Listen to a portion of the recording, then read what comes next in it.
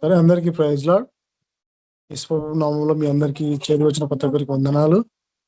నేను దేవుని కూడా వందనాలు చెప్పుకుంటున్నాం, ఎందుకంటే మీకు సమయం ఇచ్చినందుకు, మీకు అవకాశం ఇచ్చినందుకు. కాబట్టి మీ అందరికీ ప్రైజ్ లార్డ్. మన మధ్య స్వరాజ్ బ్రదర్ ప్రార్థన చేస్తారు, నతనీల్ బ్రదర్ పాట పాడతారు. బ్రదర్ ప్రార్థన చేయండి మీరు, స్వరాజ్ బ్రదర్. అన్న ప్రైజ్ లార్డ్ అన్న జాన్ ప్రైజ్ లార్డ్. మనం ప్రార్థన చేసుకుందాం. దయచేసి కళ్ళు మూసుకోండి. స్తోత్రం నాయన ప్రభా, ఈ పాములకు ఎలా స్తోత్రాలు దేవా. మా ప్రభా ఉదయకాలం నుంచి ఇప్పటి వరకు జనకులు ఉంచిన బట్టి నీకు వందన స్తోత్రాలు దేవా. ప్రతి ఒక్కరికి దేవా మా ప్రభా ఎక్కువ దేవ సమయం మాకు ఇచ్చిన దాన్ని బట్టి వందన స్తోత్రాలు దేవా. 2000 ఎపిసోడ్ అయిపోయింది మా ప్రభా, మనం కాపాడు దేవా. మా ప్రభా టీమ్స్ లో దేవాయస్మ ప్రభావం దేవాయస్మ కృతజ్ఞత చేత దేవాయస్మ ప్రభా ఇంత మంచి మాకు ఇచ్చిన దాన్ని బట్టి నీకు ఏమన్నా స్తోత్రాలు దేవా. మా ప్రభా ప్రతి ఒక్కరిని ఆశ్రయించండి దేవాయస్మ మా ప్రభా. త్వరగా వచ్చే సాయం దయచండి దేవా. అందరూ కూడా త్వరగా రావాలా మా ప్రభా. ప్రతి నెట్వర్క్ నీ ఆధీనంలో ఉంచుకోండి మా ప్రభా. మీ ఆధీనంలో ఉంచుకొని ప్రతి నెట్వర్క్ దేవాయస్మ ఎటువంటి డిస్కనెక్ట్ కాకుండా మీరే సాయం దయచండి. ప్రతి ఒక్క వాక్యం ఇతరులు కూడా చెప్తాను పాపలా దయచేయండి మా ప్రభా. మా పాటల చేత మాట్లాడండి మా ప్రభా. పాటల సేవ మీరే యోగ్యుడు మా ప్రభా, ఆరాధనకు యోగ్యుడు మా ప్రభా. చూపించే భాగ్యం మాకు దయచేయండి. ఆది నుంచి అంత వరకు మీరే మాతో ఉండి మాట్లాడండి మా ప్రభా. పాటలో, ప్రార్థనలో దేవ, వాక్యంలో దేవ, మా విజ్ఞాపన ప్రార్థనలో ప్రతి దాంట్లో మీరే సాయం చేయండి మా ప్రభా. నికమైన దేవునులు కుమరించండి మా ప్రభా. ఇక్కడ ఉన్న ప్రతి ఒక్క వీడియోని పేరు పేరున తీర్చి ఆశ్రయించండి దేవా. వాళ్ళ హృదయవాంఛను తీర్చండి మా ప్రభా. మీరే సాయం దయచండి దేవా. నీ కొరకు మేము జీవించడానికి సాయం దయచండి దేవా. ప్రతి ఒక్క సేవలో ఈరోజు వాడుకున్న దాన్ని బట్టి నీకు వందనా స్తోత్రాలు దేవా. నికమైన దేవునులు కుమరించి మీరే సాయం చేస్తారని, ఆది నుంచి అంత వరకు మీ యొక్క ఆధీనం ఉంటారని, ప్రతి ఒక్క దాంట్లో మీరే సాయం చేస్తారని త్వరగా రాబోతున్న యేసుక్రీస్తు పేట వేడుకొనిచున్నాం తండ్రి. ఆమేన్. ఆమేన్ బ్రదర్. Praise lord. ఆమేన్. Thank you brother. Praise lord. మన ఇద్దరు నతనీల్ బ్రదర్ పాట పాడతారు. Nathaniel brother praise lord. Praise lord అన్న, అందరికి ప్రైజ్ లార్డ్. బ్రదర్ మీరు పాట పాడండి. దేవుని మహిమ పరుస్తూ పాట పాడుకుందాం. వందనాలు వందనాలు వరాలు పంచే నీ గుణ సంపన్నతకు, వందనాలు వందనాలు వరాలు పంచే నీ గుణ సంపన్నతకు, నీ త్యాగశీలతకు నీ వశమైతిని, అతికాంక్షణీయుడా నా యేసయ్యా. నీ త్యాగశీలతకు నీ వశమైతిని, అతికాంక్షణీయుడా నా యేసయ్యా. వందనాలు వందనాలు వరాలు పంచే నీ గుణ సంపన్నతకు, వందనాలు వందనాలు వరాలు పంచే నీ గుణ సంపన్నతకు. ఇహలోక ధన నిధులన్నీ శాశ్వతము కావని ఎరిగి తిని, ఇహలోక ధన నిధులన్నీ శాశ్వతము కావని ఎరిగి తిని, ఆత్మీయ ఐశ్వర్యము పొందుట కొరకే ఉపదేశ క్రమమొకటి మాకిచ్చితివి, ఆత్మీయ ఐశ్వర్యం పొందుట కొరకే ఉపదేశ క్రమమొకటి మాకిచ్చితివి. వందనాలు వందనాలు వరాలు పంచే నీ గుణ సంపన్నతకు, వందనాలు వందనాలు వరాలు పంచే నీ గుణ సంపన్నతకు. నీ త్యాగశీలతకు నీ వశమైతిని, అతికాక్షణీయుడా నా యేసయ్యా. నీ త్యాగశీలతకు నీ వశమైతిని, అతికాక్షణీయుడా నా యేసయ్యా.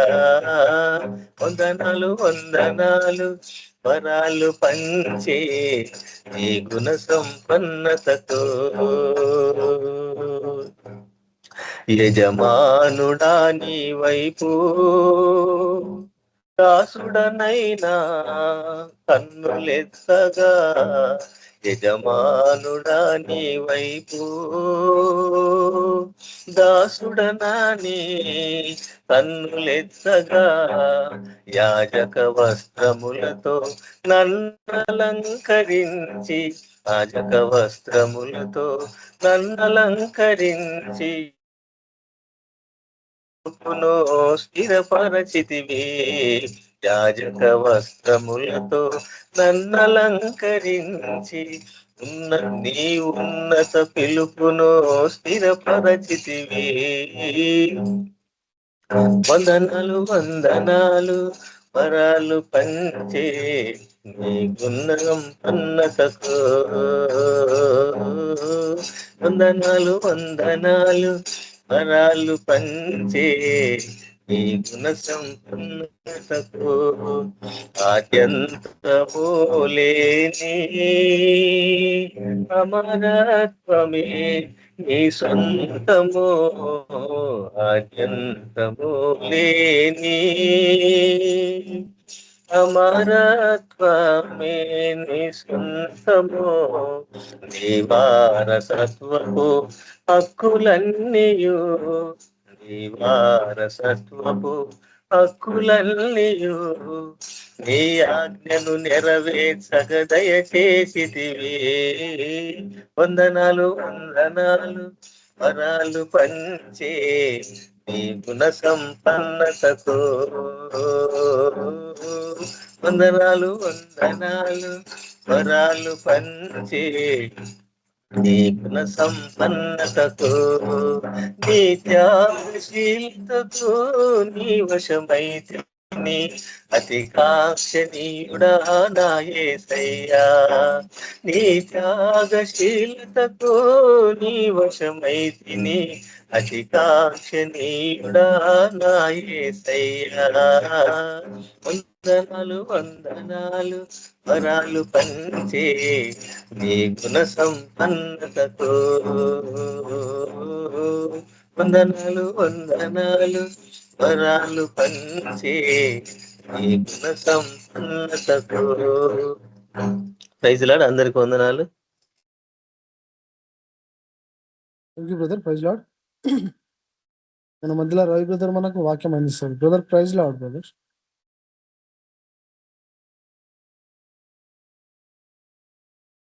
ప్రైజ్ లార్డ్ బ్రదర్, అందరికీ మన ప్రభువును రక్షకుడైన వాక్యం అందించండి బ్రదర్.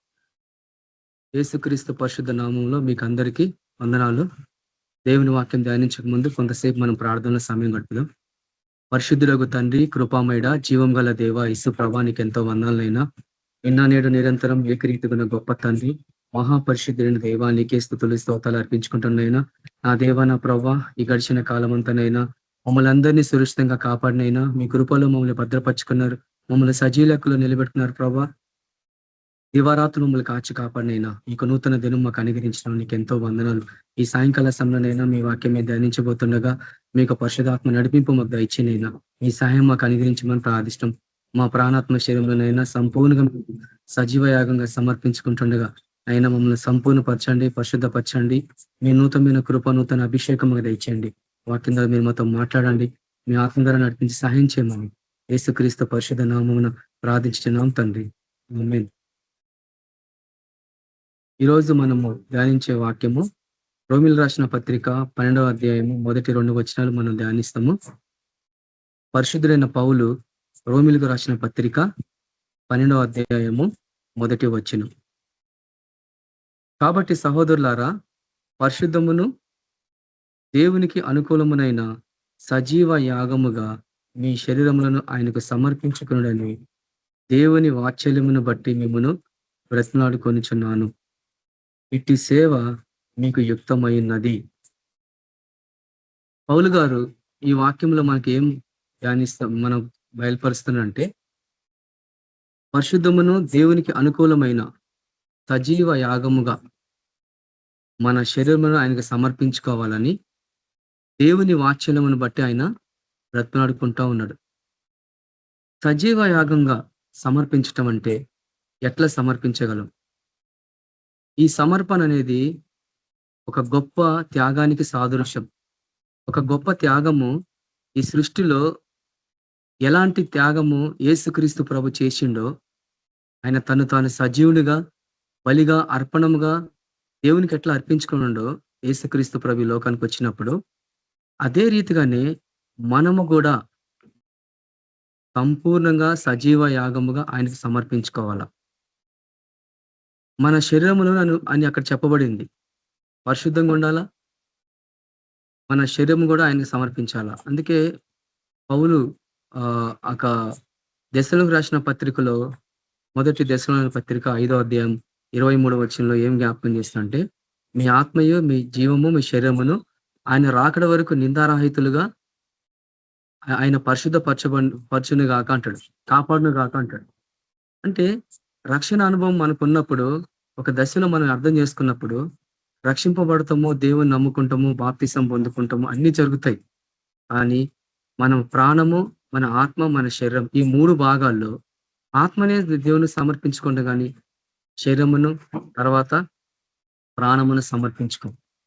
ఇక్కడే మనకి ఇక్కడే ఏం జరుగుతుందంటే, దేవుని యొక్క యాగానికి ఒక గొర్రెపిల్ల ఒక యాగాన్ని సిద్ధపడుతున్నప్పుడు సంపూర్ణంగా సమర్పించుకోవాలి. ప్రాణము, ఆత్మ, శరీరము, ఈ 3. కానీ క్రైస్తవ జీవితంలో ఏం జరుగుతుందంటే, ఆత్మ సంపూర్ణంగా సమర్పించబడుతుంది, శరీరము శరీర రీతిగా ఉంటుంది, ఆ ప్రాణము ప్రాణం రీతిగా ఉంటుంది. ఏ రీతిగా? అలాంటి బలిని దేవుడు స్వీకరించాడు. అంటే ఆయనకి ఇచ్చే అర్పణ ఎంతో పరిశుద్ధమైందై ఉండాలి. పరిశుద్ధమును దేవునికి అనుకూలమైంది ఉండాలి. మన అర్పణ అనేది ప్రతి దశలో అనుకూలంగా, దేవునికి అనుకూలంగా ఉండాలి. ఎలాంటి అర్పణలు మనం అర్పిస్తున్నాం ఈరోజు? దేవునికి ఎలాంటి అర్పణ కావాలా? ఈ వాక్యము మనకి ఎందుకు జ్ఞాపకం చేయబడుతుంది? ఇట్టి సేవ మీకు యుక్తమైందంటే, ఈ రీతిగా సమర్పించుకుంటే గాని ఆ సేవ మంచిది కాదు, ఆ సేవ దేవునికి అనుకూలంగా ఉండదు అనేది పౌలు ఇక్కడ మనకు జ్ఞాపకం చేస్తున్నాడు. ఆ రీతిగానే ఈ లోక మర్యాదను అనుసరింపక, ఈ లోక మర్యాద అంటే ఏంటంటే, ఈ లోకస్తుల వల్ల జీవించటం, ఈ లోకపరమైన ఆచారాలు పాటించటం. ఒక విధంగా చెప్పాలంటే, ఈ లోకంలో మనుషులు, క్రైస్తవులు ఎంతో మంది ఉన్నారు కదా, ప్రభు నమ్ముకున్నామని చెప్పుకున్న వాళ్ళు ఈ లోకంలో ఎంతో మంది ఉన్నారు. ఒక్కొక్క రీతిగా దేవుని వాక్యాన్ని బోధిస్తున్నారు, ఒక్కొక్క రీతిగా సేవలు చేస్తూ ఉన్నారు, ఒక్కొక్క డిమానేషన్, ఒక్కొక్క రీతిగా ఒక్కొక్కరు ఒక విధంగా వెళ్ళిపోతూ ఉన్నారు. కానీ సజీవ యాగంగా సంపూర్ణంగా ఆయనకు సమర్పించుకునే సేవ పరిచర్య అనేది కేవలం సృష్టిలో అపోస్తుల ద్వారానే జరిగింది. తర్వాత ఎంతో మంది గొప్ప గొప్ప దైవజనులు అలాంటి బోధన ఈ రోజు కూడా ప్రకటిస్తూనే ఉన్నారు. కానీ ఆదిమ సంఘము ఏ రీతిగా అపోస్తుల బోధను వాళ్ళు విజృంపజేసి ప్రకటించిండ్రో, ఈ చివరి దినాల్లో ఆ బోధ ఈ రోజు లేదు. ఆ సమర్పణ కలిగిన జీవితము, ఆ సజీవ యాగమైన జీవితము ఈరోజు ఎక్కడ కూడా మనకు కనిపించదు. ఎక్కడో కొంచెం గొప్ప కనిపిస్తూ ఉంటది. ఎందుకు ప్రభు ఈ మాట చెప్తుండు? ఈ లోక మర్యాద అంటే ఏంటంటే, నేను చాలా మంది కొన్ని చోట్ల వెళ్ళినప్పుడు పాస్టర్స్ ఆచారాలు పాటిస్తూ ఉన్నారు, ఈ లోక మర్యాదను పాటిస్తూ ఉన్నారు. తాయితలు కట్టుకుంటున్నారు, కాళ్ళకు నల్లదారం కట్టుకుంటున్నారు, ఏదేదో చేస్తూ ఉన్నారు. కాబట్టి మొన్నట పోయిన ఆదివారము దేవుడు ఒక వాక్యాన్ని అది బయలుపరిచిండు. ఆ వాక్యం ప్రకారంగా వాళ్ళు చెప్పినప్పుడు పాస్టర్ సైతం అక్కడ ఉన్న వాళ్ళందరూ కూడా, మేము చేసేది తప్పు, ఈ లోక ఆచారాలు మీరు దినాలు పాటిస్తున్నారు, మాసాలు పాటిస్తున్నారు, ఉత్సవ కాలాలు పాటిస్తున్నారు, ఇది లోక మర్యాద. కానీ దేవుడు చెప్పింది అది కాదు. ఆయన చెప్పింది దేవుని చిత్తాన్ని పరీక్షించాలని. ఈ లోక మర్యాదను అనుసరింపక ఉత్తమును అనుకూలమైన సంపూర్ణమైన దేవుని చిత్తం. చూడండి, ఈ లోక మర్యాద అనుసరింపక ఉత్తమమైంది, అనుకూలమును సంపూర్ణమైన దేవుని చిత్తాన్ని పరీక్షించుకోవాలంట. కాబట్టి దేవుని చిత్తాన్ని పరీక్షించడం అంటే ఏది సంపూర్ణం, ఎట్లా ఆయన చిత్తాన్ని మనం పరీక్షించాలా? చాలా మంది అంటారు దేవుని చిత్తం అంటే ఏందని అడుగుతారు చాలా మంది. ఆయన జ్ఞానంలో వర్ధిల్లుట దేవుని చిత్తం. ప్రతి విషయంలో మనం అభివృద్ధి పొందుట దేవుని చిత్తం. అన్ని దశలలో నీ చదువులో గాని, నీ ఉద్యోగమే గాని, నీ పనియే గాని, నువ్వు సమస్త ప్రవర్తనలో నువ్వు ఏం చేసినా గాని అది దేవుని చిత్తము. దేవుని చిత్తంలో ఒక భాగమే. కానీ అసలైనది దేవుని చిత్తం ఏందంటే బైబిల్‌లో చూస్తే చాలా ఉంటాయి. కానీ దేవుని చిత్తం ఏందో తెలుసా? తండ్రి చిత్తాన్ని నెరవేరటం. యేసుక్రీస్తు ప్రభు ఆయన కుమారుడుగా ఈ లోకానికి వచ్చినప్పుడు తండ్రి చిత్తాన్ని సంపూర్ణంగా నెరవేర్తించిండు. సమస్త మానవాళి పాపల కొరకు ఆయన తన్ను తాను బలిగా అర్పించుకున్నాడు. అసలైనది ఏంటంటే దేవుని చిత్తం అంటే అదే. తర్వాత మిగతావన్నీ అన్ని దేవుని చిత్తమే. కానీ దేవుని చిత్తాన్ని ఏ రీతిగా వివరించగలం మనం? అనేక విధాలుగా ఉంటది. కానీ ఈ లోక మర్యాదను అనుసరించడం అంటే ఏం తెలుసా? ఈ లోకస్తుల వలె ఉండటం. ఈ లోకంలో ఉన్న బోధను అనుసరించి నడిచినట్టుగా కాదు. అపోస్తులు ప్రవక్తలు వేసిన ఆ పునాది మీద అనేకులు కట్టబడాలి. అపోస్తుల బోధ ఈరోజు ఎందుకు కరువైపోయింది, ఎందుకు తక్కువైపోయిందంటే ఎన్నో ఆచారాలు తీసుకొచ్చి పెట్టుకున్న చర్చిలో, ఎన్నో మతపరమైన జీతాలు తెచ్చిపెట్టుకున్న చర్చిలో సంపూర్ణము, త్యాగము, అర్పణ అవి ఏమి ఉండవన్నట్టు. అన్నిటినీ వాళ్ళు చేస్తూ ఈరోజు అనేకుల్ని దేవుని వాక్యం నుంచి ఈ లోకం వైపు వాళ్ళు నడిపిస్తున్నారు. అందుకే ఏమంటున్నంటే ఆయన చిత్తాన్ని పరీక్షించాలంట. దేవుని చిత్తాన్ని ఎట్లా మనం పరీక్షించుకోవాలి? దేవుని చిత్తం ఎట్లా తెలుస్తుంది చెప్పండి? ఆయన చిత్తము ఎట్లా తెలుసుకోగలం? ప్రార్థన ద్వారా. దేవుని చిత్తాన్ని ప్రార్థన ద్వారా తెలుసుకోగలము. తర్వాత ఆయన ఆత్మ ద్వారానే అవన్నీ బయలుపరచబడతా ఉంటాయి. దేవుని ప్రత్యక్షత ఎట్లా బయలుపరచబడుతుంది అంటే ఆత్మ ద్వారా. యోహాను భక్తుడికి దేవుని యొక్క ప్రత్యక్షత ఎట్లా బయలుపరచబడింది? దేవుని ఆత్మ ద్వారా అతను ఆత్మలో కొనిపోబడిండు. పరిశుద్ధాత్ముడు అతన్ని తీసుకెళ్ళిండు. ఈ లోకంలో సృష్టిలో జరగబోయేది, సంఘాలు ఎట్లాంటి భవిష్యత్తులో మనుషులు ఎట్లా జీవిస్తారు, ఎలాంటిది అన్ని దేవుడు చూపించిండు ఆయనకి. కాబట్టి ఇప్పుడు ఇవన్నీ పత్రికలు రాయి, ప్రతి సంఘానికి ఒక పత్రిక రాయని ఆయన చెప్పిండు. ఈ లోకమంతా అన్ని వ్యవస్థలన్నీ కూడా ఈ లోక మర్యాదను అనుసరిస్తా ఉంది. కానీ ఆయన చెప్పిన మాట ఏంది? సంపూర్ణంగా సజీవ యాగంగా సమర్పించుకొని సేవ చేయాల. అంటే సమర్పణ జీవితం ఒక విషయం ఎట్లుంటదంటే ఒక దశలో కొంత సమర్పించుకుంటారు, కొంత భాగం సమర్పించుకోరు అన్నట్టు. కానీ చేసేది సేవనే. ఈ లోకంలో ఆ రీతిగా ఉంది. కానీ దేవుని వాక్యం ఎట్లా చెప్తుంది? ఆ రీతిగా మనం ఉంటే ఎంత బాగుంటది. ఈ లోక మర్యాదను అనుసరింపక చూడండి, ఉత్తమను అనుకూలమైన దేవుని చిత్తాన్ని పరీక్షించి మీ మనసులు మారి మగుట వలన రూపాంతరము పొందుడి. అంటే క్రీస్తులో మనము సంపూర్ణతలో ప్రతి దినం మనం రూపాంతరం పొందాలి. అంటే రూపాంతర అనుభవం ఎప్పుడు వస్తుందంటే ఆయన వాక్యంలో, ఆయన జ్ఞానంలో, ప్రార్థన జీవితంలో ప్రతి దినము మనము సంపూర్ణంగా సజీవ యాగంగా సమర్పించుకొని ఎప్పుడైతే మనం ఆయనకు అనుకూలంగా, పరిశుద్ధంగా ఆయన చిత్తాన్ని పరీక్షిస్తూ ఆయనకి ఏమి ఇష్టం, ఆయన ఏ రీతిగా ఆయన చిత్తం నెరవేర్చాలి ఈ భూమి మీద. పరలోకముందు నా తండ్రి మీ చిత్తం పరలోకముందు నెరవేరితే భూమి మీద నెరవేరును కాకంటే ఎట్లా నెరవేరుతుంది? ప్రభా నీ చిత్తాన్ని నేను ఎట్లా భూమి మీద నెరవేర్చాలా? నీ చిత్తం పరలోకముందు ఎట్లా నెరవేరిందో ఈ భూమి మీద ఎట్లా నేను నెరవేర్చాలా అనేది దేవుని చిత్తం. అది ఎట్లా తెలుస్తుంది మనకి? కేవలం ప్రార్థన ద్వారా, పరిశుద్ధాత్మ ద్వారానే అది బయలుపరచబడతా ఉంటది. అందుకే అదే పరిశుద్ధుడైన పౌలు ఎఫెసీయులకు రాసిన పత్రిక 5వ అధ్యాయం 2వ వచనంలో ఏం చెప్తారంటే యేసు ప్రభు గురించి ఆయన చెప్తున్నాడు.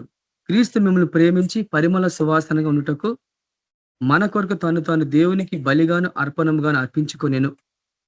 చూడండి, ఆయన మనల్ని ప్రేమించి పరిమళ సువాసనగా ఉండుటకు తాను దేవునికి బలిగాను అర్పణముగాను అర్పించుకొనెను. అలాగనే మీరును ప్రేమ కలిగి నడుచుకోండి అన్నాడు. అంటే యేసు ప్రభు ఏ రీతిగా సంపూర్ణ సజీవ యాగంగా తండ్రికి తన జీవితాన్ని సమర్పించుకున్నాడో ఆయన బలి అర్పణ ద్వారానే ఆయనే గొర్రెపిల్లలాగా బలి అయిపోయాడు సమస్త మానవాళి పాపం కొరకు. అంటే ఆయన సమర్పణ జీవితం ఎట్లుంది? మనము దేవుని బిడలం. ఆయన చేత ఎన్నుకోబడిన వారం, ఆయన చేత వేరుపరచబడ్డ వాళ్ళం మనమంతా. క్రీస్తును నమ్మిన వాళ్ళం, ఆయన ఎందుకు విశ్వాసం ఇచ్చిన వాళ్ళం మనమంతా కూడా. కానీ సమర్పణ కలిగిన జీవితము ఒక మాదిరికరమైన జీవితము ఈ ఈ ఈ చివరి దినాల్లో మనము కనబరచకపోతే ఆయనకు మహిమ రాదు. మన సత్క్రియలు చూసి దేవుని మహిమపరచాలంటే మన ప్రవర్తన ఎట్లుండాల? వెలుగు సంబంధుల్లాగా నడుచుకోవాలా. ఆయన ప్రత్యక్షత ఈరోజు దేవుని బిడ్డలలో కనిపించడం కరువైపోయిందంటే ఈ లోకంలో ఎందుకు ఇవన్నీ వచ్చినాయి? ఇవన్నీ ఎందుకు ఆయన నామాన్ని దూషిస్తున్నారు ఈ లోకంలో? ఇవన్నీ ఎందుకు చేస్తున్నారంటే అపోస్తుల కాలంలో ఆదిమ సంఘంలో ఉన్న ఆ యొక్క ప్రత్యక్షత ఈ రోజు ఎక్కడ కూడా కనిపిస్తలేదు. ఈ చివరి దినాల్లో గొప్ప ఉజ్జీవం రావాల. సంఘము ఉజ్జీవింపబడాలి, ఉజ్జీవం రగలాలి. అనేకులు ఆయన సత్యాన్ని స్వీకరించేలాగన ఎవరు అలాంటి ఉజ్జీవాన్ని తీసుకురాగలరు? పరిశుద్ధాత్ముడు తప్ప ఎవరు తీసుకురాలేరు. అందుకే పరిశుద్ధాత్ముడు కూడా ఆయన మన కొరకు ఎదురు చూస్తున్నాడు. ఎప్పుడు వీళ్ళని ఆహ్వానిస్తారు? అపోస్తులు నడిపించిన పరిశుద్ధాత్మ దేవుడు ఈ యుగాంతములందు మనల్ని కూడా నడిపిస్తాడు. కానీ ఈరోజు సంఘము పరిశుద్ధాత్మకు చోటు ఇస్తలేదు. చూడండి, పరిశుద్ధాత్మ నడిపింపు అభిషేకం లేకపోతే నువ్వు నిన్ను సజీవ యాగంగా దేవునికి సమర్పించుకోలేవు. ఇది చాలా ముఖ్యమైనది. ఎందుకంటే ఈ అర్పణ అనేది దేవునికి లోబట్టం. ఆత్మ ఎక్కడుంటుందో అక్కడ స్వాతంత్రం ఉంటుంది, సమాధానం ఉంటుంది. ఈరోజు మనుషుల సమాధానం లేదు అంటే దేవుని ఆత్మ లేడని. కాబట్టి అర్పణను మనం అర్పణంగా అర్పించబడాలంటే యేసు ప్రభు ఎట్లా అర్పించబడిండో అట్లా మనం కూడా అర్పించబడాలా. కాబట్టి ఏంది ఇది? ఎట్లా ఈ వాక్యాన్ని మనం ఎట్లా అర్థం చేసుకోవాలా? ఈ వాక్యాన్ని మనం ఎట్లా అర్థం చేసుకోవాలా? ఈరోజు ఈ వాక్యము దేవుని సేవకులకి, విశ్వాసులకి, సువార్థికులకి ఎట్లా ఉపయోగపడుతుంది? ఈ వాక్యం ఎట్లా మన జీవితంలో అవలంబించుకోవాలా? దీన్ని ఎట్లా మనము మన జీవితంలో దాన్ని పాటించాలా అనేది మనం అర్థం చేసుకున్నప్పుడు, ఈ సజీవ యాగంగా అన్నప్పుడు మన జీవితాలు మృతమైన జీవితం కాదు ఆయన కోరుకునేది. సజీవంగా అంటే సంపూర్ణంగా, కంప్లీట్ గా నువ్వు ఆయనకి సమర్పించబడాల. సగం ఈ లోకం వైపు, సగము దేవుని వైపు కాకుండా సంపూర్ణంగా మనం ఎప్పుడైతే మనం సమర్పించబడతామో అప్పుడే ఆయన మనం స్వీకరించగలడు. అంటే ప్రతి దినం మనము బలిపీఠపు అనుభవం, బలిపీఠం ఒక జీవితం. ప్రతి దినం మనకు బలిపీఠం ఒక జీవితం. దేవుని మన జీవితము ఎట్లా ఉండాలా అన్నప్పుడు చూడండి, ప్రతిరోజు ఈ వాక్యాన్ని ప్రతిరోజు మనం పాటించాలి. ఒక్కరోజు బలిగా అర్పించుకుంటే కాదు. పరిశుద్ధుడైన పౌలు చెప్తాడు, దినదినం మనం వదకు తేబడి గొర్రెపిల్లలాగా ఉన్నామంటాడు. అంటే ప్రతి దినము మనము ఆ బలిపీఠం అనుభవము మనం ఉంటేనే గాని ఆత్మలో రక్షణ పడవు. అది ఇంపైన సువాసన లాగా, అది పరిమళ సువాసన లాగా ఉన్నప్పుడే ఈ లోకపరమైన మరణపు వాసన నుంచి మనుషులు బయటికి రాగల. ఆ అర్పణ, ఆయన చేసిన ఒక అర్పణ సమస్త జనులకు రక్షణ కలిగించింది. ఆయన త్యాగము, ఆయన జీవన విధానము, యేసుక్రీస్తు ప్రభు ఎలాంటి త్యాగం చేసిండో మనుషులందరి కొరకు ఆయన తను తానే బలిగా ఎందుకు అర్పించుకున్నాడంటే దేవుని చిత్తం అని. దేవుని చిత్తం నెరవేర్చాలా అంటే ఇక్కడ రాయబడింది, దేవుని చిత్తాన్ని పరీక్షించమన్నాడు. మన మనసులు మారాలంట, రూపాంతర దశగా మనం ఎదగాలంట. దేవుని చిత్తాన్ని సంపూర్ణంగా గ్రహించాలంటే పరిశుద్ధాత్ముడు తప్ప ఎవరు దాన్ని మనకు చూపించలేడు. అందుకే యేసు ప్రభు అంటాడు, నా వాటిలోనే తీసుకొని మీకు బోధించను, సంభవింపబో సంగతులు మీకు తెలియజేయనన్నాడు. సత్యస్వరూపమైన ఆత్మ వచ్చిన మిమ్మల్ని సర్వసత్యంలో నడిపించనన్నాడు. కాబట్టి ఈ సర్వసత్యాన్ని మనుషులకు ప్రకటించాలంటే ఒక యాగం, యేసుక్రీస్తు ప్రభు శిలువ మీద గొప్ప యాగం చేసిండు. ఈ రోజు మనం కూడా ఆయన కొరకు ఒక త్యాగపూరితమైన జీవితం, ఒక సజీవ యాగమైన జీవితం సమర్పించుకుంటే గాని ఈ లోకంలో నుంచి మనుషులు మనం బయటికి తీసుకురాలేం. ఆ రీతిగానే చూడండి, ఎట్లా మనం జీవించాలా? ఈ జీవితం మనం జీవించాలంటే శారీరకమైన జీవితం మనలో ఉండొద్దు, స్థిరాంశమైన జీవితం మనలో కనిపించొద్దు. ప్రతి క్షణం మనం ఆత్మానుసారంగా నడవాలి. ఆత్మానుసారమైన జీవితం ఎట్లా వస్తుంది? పరిశుద్ధాత్మ ద్వారా నూతన స్వభావం మనకు వస్తూ ఉంటుంది. మనం ఎంత ప్రార్థన చేసినా, ఎంత చేసినా గానీ పరిశుద్ధాత్మ ద్వారానే మనము రూపాంతరం దశకు పొందుతాం. దేవుని ఆత్మ ద్వారానే మనం రూపాంతరం పొందుతాం. ఇది ఒక దశలు ఇవి ఎట్లా అంటే యేసు ప్రభు ఒక ఉపమానం చెప్తాడు. ఒక మనుషుడు పొలంలో విత్తనాలు జల్లినప్పుడు అది రాత్రింబవళ్ళు మెలుకుతో ఉన్నప్పుడు అతడు మెలుకొని ఉన్నప్పుడు అప్పుడు మొలకెత్తటం, తర్వాత గింజ పట్టడం, తర్వాత అది పెద్దగా అవటం, తర్వాత కోత యజమానుడు వచ్చి కోత కొయ్యటం. అంటే ఈ దశలు ఏంటంటే రాత్రింబవళ్ళు ఆ విత్తనం వేసినప్పుడు అది రాత్రింబవళ్ళు అతను మెలుకుతూ ఉండాలంట. తర్వాత అది గింజ రావటం, అది మొలకెత్తటం, ఇవన్నీ ఆత్మీయమైన దశలన్నట్టు. కాబట్టి ఈరోజు క్రైస్తవ సంఘము మొలకెత్తే దశలోనే ఉంది. ఈరోజు విత్తనాలు జల్లే దశలోనే ఉంది. మొలకెత్తే దశలోనే ఉంది. పరిపక్వ దశకు ఎదుగుతలేదు. అదే రూపాంతరం ఒక దశ. అందుకే మనం లాస్ట్ టైము ఒక 2 మంత్స్ కింద అన్న ఒక వాక్యం చెప్పాడు. క్రైస్తవ జీవితంలో 5 దశలని. రక్షణానుభవం, స్వయ జీవితం, త్యాగపూరితమైన జీవితం, సేవకుని జీవితము, తర్వాత దాసుని జీవితం. 5 దశలు. ఈ 5 దశల్లో మొదటి దశ ఏందంటే రక్షణానుభవం, రెండో దశ స్వయ జీవితం. ఈ స్వయ జీవితం కారణనే త్యాగపూరితమైన జీవితానికి ఎంతో అడ్డుగా ఉంది ఈరోజు. ఇది శరీరానుసారమైన జీవితం. ఈ శరీరానుసారమైన జీవితం నుంచి నువ్వు ముందుకు సాగాలంటే దేవుని ఆత్మ నడిపింపు నీకు అవసరం. దేవుని ఆత్మ మీలో నివసించిన యెడల మీరు ఆత్మ స్వభావం గలవారే గాని శరీర స్వభావం కలవారు కాదని పరిశుద్ధుడైన పౌలు రోమీయులకు రాసిన పత్రికలో మన వాక్యాన్ని మనం చూస్తాం. అంటే ఇవన్నీ గూడా ఈ దశలని ఇవన్నీ గూడా ఆత్మీయ స్థితిలో మనం ఆ రీతిగా మనము ముందుకెళ్ళకపోతే ఆయన చిత్తాన్ని మనం నెరవేర్చలేం. కాబట్టి మనలో ఉన్న దేవుని వాక్యము అది ప్రతి క్షణం అది పరిపూర్ణత చెందుతూనే ఉండాలి. అందుకే యెహోషువతో ప్రభు అంటాడు, నువ్వు ఈ ధర్మశాస్త్రాన్ని దివారాత్రులు నువ్వు ధ్యానిస్తే ఇందులో నువ్వు ఏది తప్పిపోకూడదు, ఏది కూడా నువ్వు పాటించుకొని ఉండకూడదు. అది అట్లా చేస్తేనే నువ్వు చక్కగా నడుస్తావు, నీ జీవితము ఒక అర్థం ఉంటుందని అక్కడ దేవుడు మాట్లాడాడు. యెహోషువ జీవితంలో దేవుడు ఒక గొప్ప సైన్యాన్ని మోసే తర్వాత ఆయన తీసుకెళ్ళాలి. కానీ ఒక సైన్యాన్ని నడిపించాలంటే ఒక నాయకుడు, ఒక లీడర్ కావాలంటే ఆ లీడరు ఎంతగానో తరబిది పొందుండాల. ఆ లీడర్ని చూస్తే మిగతా వాళ్ళు నడవాలంటే లీడర్ ఎంత గొప్పగా ఉండాలా, ఎంత ఏ రీతిగా ఉండాలా. దివారాత్రులు దేవుని వాక్యం ధ్యానిస్తే గాని యెహోషువ నువ్వు ఈ ప్రజలు నడిపిలేవు. ఎందుకంటే ఈ ప్రజలు లోబడిన ప్రజలు, విలనేలని ప్రజలు. ఈ ప్రజలు దేవుని వాక్యాన్ని అతిక్రమించే ప్రజలు. అలాంటి ప్రజలను నడిపియాలంటే నువ్వు ఒక మాదిరిగా ఉండాలా. కాబట్టి యేసుక్రీస్తు ప్రభు మనకి ఎట్లా మాదిరిగా ఉన్నాడో అనేక మంది దేవుని సేవకులు ఈ రోజు ఆయనను పోలిన వాళ్ళంతా కూడా అట్లనే ఉన్నారు. కాబట్టి ఈ శరీర స్వభావం గల జీవితం మనలో ఉంటే ఎప్పుడు కూడా మనం దేవుని సంతోష పెట్టలేం. మనలో ఎలాంటి ద్వేషం ఉండొద్దు, ఎలాంటి కుళ్ళు కుట్రలు ఉండొద్దు. ఈ శరీరానుసారమైన జీవితం అనేది చాలా ప్రమాదకరమైంది.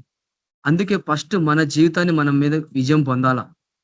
యుద్ధాలు చేసిన తర్వాత మన సొంత జీవితాన్ని మీద విజయం పొందకపోతే ఇదే చాలా ప్రాబ్లం. మొదటి మెట్టు అక్కడి నుంచి స్టార్ట్ అయింది. ఇది చాలా బలమైంది అన్నట్టు. దీన్ని గనక మనం అధిగమిస్తే అక్కడి నుంచి అన్ని ఈజీగా అయిపోతా ఉంటాయి. కానీ తర్వాత స్వయ జీవితం, తర్వాత త్యాగపూరితమైన జీవితం, ఇంకా చాలా ఉన్నాయి. తర్వాత ఒక సేవకుని జీవితం, దాసుని జీవితం లాస్ట్‌కి.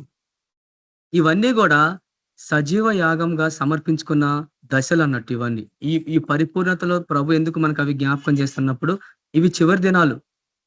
కాబట్టి అలాంటి సమర్పణ కలిగి జీవితం మీరు జీవించాలా. ఇది ఆ రీతిగా మీరు జీవించకపోతే మనుషుల్లో అలాంటి త్యాగం మనం చేసుకోకపోతే ఆత్మల రక్షణలోకి రావు. కాబట్టి శరీర స్వభావం గలవారు దేవుని సంతోష పెట్టలేరు. కాబట్టి రాసిన పత్రికలో ప్రభు పరిశుద్ధుడైన పౌలు ఒక మాట జ్ఞాపకం చేస్తాడు. మీరు క్రీస్తుతో కూడా రేపబడ్డ వారైతే పైన వాటిని వెతకమంటాడు. కాబట్టి పైన ఏమున్నాయి? ఈరోజు మనుషులంతా ఈ లోకాన్ని వెతుకుతూ ఉన్నారు. పైన ఏమున్నాయి అంటే ఎప్పుడైతే సజీవ యాగంగా సంపూర్ణంగా మనం సమర్పించుకునే జీవితం మనం కలిగి ఉంటామో, యేసుక్రీస్తు ప్రభులాగా ప్రార్థన జీవితం కలిగి ఆయన ఏ రీతిగా ఆయన వాక్యాన్ని బోధించిండో, ఏ రీతిగా ఆయన సంపూర్ణంగా వాటన్నిటిని ఎదుర్కొని ఆ గెస్తమైన తోటలో కన్నీళ్లతోనూ మహారోధంతోనూ దుఃఖంతోనూ ఆయన ఎందుకు అంతగా ప్రార్థించిండు. చూడండి, దేవుని చిత్తాన్ని నెరవేర్చాలంటే అంత ఈజీ కాదు. ఆయన చిత్తం నెరవేర్చడానికి తండ్రి నీ చిత్తం అయితే ఈ గిన్నె నా యొద్ద నుంచి తొలగించమన్నాడు. అయినను తండ్రి నీ చిత్తమే సిద్ధించుగాకన్నాడు. అంటే ఒక దశలో దేవుని చిత్తాన్ని ఆయన ఎందుకు ఆ మాట ప్రభు పలికిండు? తండ్రి నీ చిత్తమైతే ఈ గిన్నె నా యొద్ద తొలగించమని దేవుని చిత్తమే కదా. మరి ఎందుకు ఆ మాట పలుకుతున్నాడు ఆయన అంటే ఒక దశలో నీకు ఆ ప్రేరేపణ వస్తుందేమో, ఒక దశలో నీకు అలాంటి తలంపు వస్తుందేమో. వచ్చినా గాని వస్తది కూడా. అప్పుడు నువ్వేం చేయాలా? తండ్రి నా చిత్తం కాదు తండ్రి, నీ చిత్తమే సిద్ధించుగాక. ఈ ఈ ఈ శ్రమల గుండా నేను పోతున్నాను తండ్రి, నీ నామ నిమిత్తమై శ్రమలో నేను వెళ్తున్నా. ఈ లోకపరమైన శ్రమల్లో మనం ఎంత అనుభవించినా గానీ దానికి విలువ ఉండదు. ఆయన నామము నిమిత్తమైన శ్రమల్లో మనం పాలు పొందితే గాని ఆయనకు మహిమ వస్తది. దేవుడు మనకు ఘనత ఇస్తది. కాబట్టి శ్రమలలో 2 రకాలుగా మనం చూస్తా ఉంటాం. ఒకటి ఆయన నామము నిమిత్తమైన శ్రమలు, ఆయన కొరకు శ్రమలు అనిపించే వాళ్ళు ఉంటారు. రెండోది మనంతటా మనం తెచ్చుకునే శ్రమలు కూడా ఉంటాయి.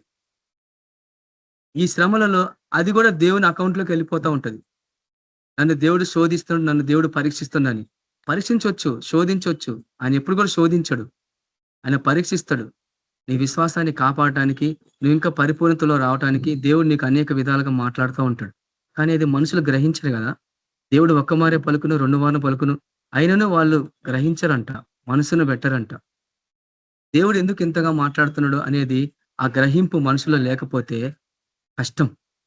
అందుకే పైన వాటిని వెతకటం అంటే, దేవుడు ఆయన కుడి పార్శ్వమున పైన కూర్చున్నాడు, సింహాసనం మీద ఉన్నాడు అంటే, పైనున్న వాటిని వెతకమంటే ఈ లోకంలో, ఈ జీవితంలో ఉన్నంత కాలము ఏ రోజు ఈ భూలోకంలో వెతుకుతున్నారు మనుషులంతా. కానీ పరిపక్వ దిశ అంటే సజీవ యాగంగా ఆ రీతిగా మనం ఎదిగినప్పుడు దేవుడు మనం తన ఆత్మ ద్వారా ఇవన్నీ కూడా బయలుపరుస్తూ ఉంటాడు. అందుకే ఇంకా మన ఈ ఆత్మీయంగా మనం అర్థం చేసుకోవాలంటే చూడండి, పౌలు గారు ఏం చెప్తుందంటే బ్రతిమలాడుతున్నాడు మనల్ని. ఇట్టి సేవ ఎందుకు బ్రతిమలాడాలి? ఆయన దేవుని సేవకులు ఎందుకు బ్రతిమలాడుతారు మనల్ని? దేవుని సేవకులు ఎందుకు ప్రేమపూర్వకంగా చెప్తారు అంటే, దేవుని ప్రేమ వాళ్ళని బలవంతం చేస్తుంది కాబట్టి. ఆ రీతిగానే చూడండి, ప్రతి క్షణం మనము కృతజ్ఞతగా ఆయనకి సంపూర్ణంగా సజీవ యాగంగా మనం సమర్పించుకొని జీవించకపోతే కష్టం. కాబట్టి మన ప్రాణము, ఆత్మను సంపూర్ణంగా మనం ఆయన సమర్పించుకోవాలి. శరీరం కేవలం దేహం కాదు, మన శరీరంలో ఒక భాగమే. కానీ సంపూర్ణంగా మన జీవితాన్ని, నీలో ఉన్న ప్రతి అణువు, నీ తలంపులు, నీ ఆలోచన సమస్తాన్ని మనం ఆయనకి సమర్పించుకోవాలా. అంటే ఈ దేహము విలువ పెట్టి కొనబడింది. ఆయన మనం విలువ పెట్టి కొన్నాడు. మన ఇష్టానుసారంగా మన జీవితంగా జీవించడానికి వీల్లేదు. సేవ పరిచయలు ఉంటున్నప్పుడు ఆత్మీయ స్థితిలో మన జీవితాలను సంపూర్ణంగా మనం మార్చుకోవాలా. నూతన పరచబడాలంటే ఎట్లా పడతారండి? ఎట్లా పడతారు? నూతన పరచబడటం అంటే ఎట్లా పడతారు? ఆత్మలో పరిపక్వం చెందినప్పుడే కదా. పరిశుద్ధ ఆత్మనుడే మనం నూతనంగా పరచగలడు, నూతన క్రీస్తు స్వరూపంలోకి మార్చగలడు. ఎందుకంటే ప్రభువే ఆత్మ కాబట్టి. ఆయన స్వరూపంలోకి పోవాలంటే రూపాంతర దశ అంటే ఆత్మలో రూపాంతరం చెందటం. కాబట్టి ప్రతిది మనలో ఉన్న ప్రతి శరీరంలో ఉన్న ప్రతి భాగం, ప్రతి అణువణువు, నువ్వు ఆలోచించే ప్రతి తలంపులు సమస్తము ఆయనవే. కాబట్టి ప్రతిది కూడా సంపూర్ణంగా నీ తలంపులు కూడా ఆయన సమర్పించాల. అప్పుడు ఎప్పుడైతే నువ్వు సంపూర్ణంగా మనం సమర్పించుకుంటామో అప్పుడే గాని మనము ఆయన కొరకు ఆయన చిత్తాన్ని సంపూర్ణంగా నెరవేర్చలో ఈ బలిపీఠపు అనుభవం మనకి కాదు అనే విషయం అక్కడ ప్రభు మనకి అది జ్ఞాపకం చేస్తుంది. చూడండి, పాత నిబంధన కాలంలో బలి అర్పణలు అంటే ఒక కోడెను, ఒక ఎద్దును, ఒక మేకను బలిచ్చేవాళ్ళు. కొత్త నిబంధన కాలంలో బలి అర్పణ ఏంది? మనమే దేవునికి బలిగా అర్పించబడాలి.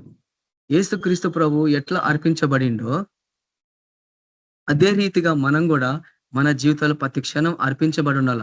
ఒక విధంగా చెప్పాలంటే నువ్వు చనిపోయినవాడు, ఒక విధంగా చెప్పాలంటే నువ్వు చచ్చినవాడు. చచ్చిన వాడికి రోషం ఉంటుందా? చచ్చిన వాడికి పాపం మీద వ్యామోహం ఉంటుందా?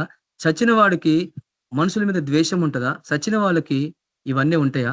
అంటే ఇంకా చచ్చిపోయిన జీవితం మనలో లేదన్నట్టు. క్రీస్తు నమ్మి కూడా పాత స్వభావము, పాత విధానాలు ఇవన్నీ మనుషులు ఎందుకు కనిపిస్తాయి అంటే వాళ్ళు సంపూర్ణంగా సజీవ యాగంగా దేవునికి సమర్పించుకోవాలి. ఇంకా పచ్చి జీవితం అన్నట్టు, పాపపు జీవితం. ఎక్కడో కొంత పాపపు నియమము ఎంటాడుతూ ఉంది మనుషుల్లో. అందుకు మనం ప్రభు జ్ఞాపకం చేస్తున్నాం, ఆయన కృపగల దేవుడు కాబట్టి సహోదరులారా, సజీవ యాగంగా సంపూర్ణంగా పరిశుద్ధంగా ఆయనకి మీరు సమర్పించుకోవాలా. అప్పుడే గాని ఆ సేవ ఫలించదు, అప్పుడే గాని ఆ సేవకు విలువ ఉండదు, అప్పుడే గాని ఆయనకు మహిమ రాదు. ఈ లోక మర్యాదను అనుసరిస్తున్నారు, ఒకవైపు సేవ చేస్తున్నారు, ఒకవైపు ఈ లోకాన్ని అనుభవిస్తున్నారు మనుషులు. ఎట్లా వాళ్ళకి చెప్పాలా? ఎట్లా వాళ్ళకి దాని నుంచి బయట తీసుకురావాలా? ఎలాంటి జీవితం జీవించాలంటే ఇలాంటి బోధలు క్రైస్తవుల్లో ఎక్కడ కూడా ఎక్కువగా కనిపించవు.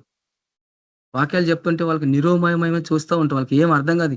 ఈయన ఏం చెప్తున్నా అర్థం కాలే స్థితిలో ఉన్నారు. అంటే ఏ ఏ విధంగా వాళ్ళు దేవుని బిడ్డల్ని ఎట్లా నడిపిస్తుంది అనేది మనం అర్థం చేసుకోవాలి. ఈ రీతిగా ఉంటే శరీరానుసారంగా జీవిస్తే దేవుని ఎట్లా మహింపరచగలరు, దేవుని ఎట్లా గణపరచగలరు? అందుకే ఈ శరీర నియమము నుంచి నువ్వు బయటకు వస్తే గాని ఆత్మ యొక్క నియమంలోకి నువ్వు పోవు. ఆత్మ జీవింపజేయను, శరీరం కేవలం నిష్ప్రయోజనం. కాబట్టి అందుకు శరీర జీవితంలో నుంచి నీ శరీరాన్ని కూడా ఎందుకు సమర్పించుకోవాలంటే ఇది చాలా భయంకరమైన పాపభరితమైన జీవితం. ఈ అర్పణలలో సంపూర్ణంగా నువ్వు దహించబడాలా, నువ్వు సంపూర్ణంగా కాల్చబడాలా. మనం అప్పుడే తండ్రికి ఇంపైన సువాసనలాగా మనము అంగీకరించబడతాం. ఈ పరిమళ సువాసన అనేక జీవితాలలో పరిమళం తీసుకొని వస్తుంది. మరణపు వాసన ఉన్న వాళ్ళకి జీవాన్ని తీసుకొస్తుంది. అంటే ఒక జీవితము, యేసు ప్రభు ఒక జీవితము ఎలాంటి త్యాగం చేసిందో ఈ రోజు నువ్వు నా జీవితం కూడా అట సమర్పించుకుంటే గాని ఈ చివరి దినాల్లో మనుషుల్ని మనం ప్రభులోకి నడిపించలేము. అలాంటి బలి అర్పణ మనం ఉండాలంటే ప్రతి దశలో మనం ఈ అర్పణ కనిపించాలా. ప్రతి దశలో సజీవ యాగం అంటే చూడండి, మన సొంత కోరికలను, మన సొంత ఆలోచనలు, సొంత ఆ వ్యామోహాలను వాటన్నిటి నుంచి మనము ప్రతిరోజు వాటి నుంచి ఛేదించుకొని మనము క్రీస్తు కొరకు జీవించటం, ఆయన పరిపూర్ణతలకు మనం పోవటం, ఆ రూపాంతర దశకు మనం పోవటం. చూడండి, పరిశుద్ధమైన దేవునికి ప్రత్యేకమైన జీవితం అంటే ఇంకొక దశ ఏంటంటే పరిశుద్ధత అంటే దేవునికి ఎంతో ఇష్టం కదా. ఆయన పరిశుద్ధుడు కాబట్టి మనం కూడా పరిశుద్ధంగా ఉండాలా, మనం కూడా పరిశుద్ధంగా జీవించాలా. అంటే ఈ అర్పణ అనేది ప్రతి అణువణువున పరిశుద్ధత కలిగి ఉంటే గాని తండ్రి స్వీకరించాడు. అందుకు మన ప్రభువు ఆయన ఈ లోకంలో శరీరధారి ఉన్నప్పుడు తను నలగొట్టుకున్నాడు, ప్రార్థన జీవితంలో నలగొట్టుకున్నాడు. ప్రతి క్షణము తండ్రి చిత్తాన్ని నెరవేర్చడానికి ఎంతగా తాపత్రయపడ్డాడు. ఆయన చేసిన ప్రార్థన, హెబ్రీయుల పత్రికలో ఆ ప్రార్థన పౌలు వారు విశదీకరిస్తారు. మహావేదనతోను కన్నీళ్లతోనూ ఆయన మొరపెడుతున్నంట. ఆయన కన్నీటి ప్రార్థన వల్ల ఆయన విధేయుడైందంట. ఆ విధేయత నేర్చుకొని ఆ విధేయత వలననే అనేకులకు రక్షణకు కారకుడాయను అనుంది వాక్యం. అంటే యేసుప్రభు ఒక విధేయత, యేసుప్రభు ఒక తండ్రి చిత్తాన్ని చూపించిన విధేయత అనేకులకు రక్షణకు కారణమైంది. అంటే యేసుప్రభు ఆయన దేవుడు, ఆయన తండ్రి దగ్గర ఎందుకు అంతగా ప్రాధాన్యపడిండు, అంతగా తన జీవితాన్ని నలగొట్టుకున్నాడు అంటే దేవుని చిత్తాన్ని నెరవేయటానికి.